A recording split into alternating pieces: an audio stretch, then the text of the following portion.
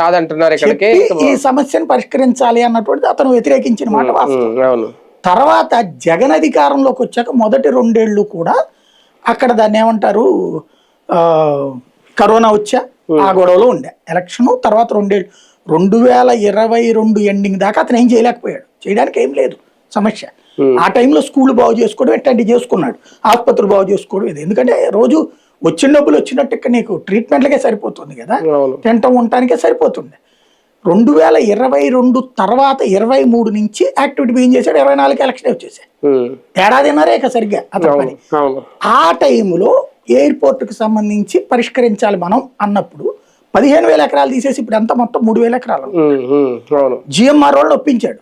అంతకుముందు వీళ్ళ లెక్క ఏంటి, 15,000 ఎకరాలు జిఎంఆర్కి ఇప్పించేసి అందులో తర్వాత వీళ్ళ లెక్కలేదో వీళ్ళకు ఉంటాయి సిస్టమ్. అలా కాకుండా కట్టాలి కంపల్సరీగా భోగాపురం, బట్ 15,000 ఎకరాలుగా 3,000, 2,500, 3,000 ఒప్పుకున్నారు.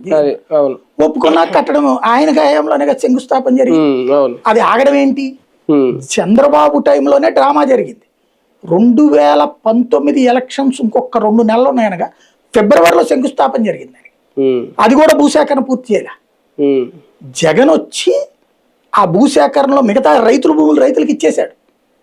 ఇచ్చేసి ఆ 2-3 వేల ఎకరాలే పెట్టుకుని అది జిఎంఆర్ కప్పు చెప్పాడు. అప్పుడే దానికి కావాల్సిన అన్ని అనుమతులు తెచ్చిచ్చాడు. అప్పటి నుంచి కన్స్ట్రక్షన్ జిఎంఆర్ చేసుకుంది. వాళ్ళ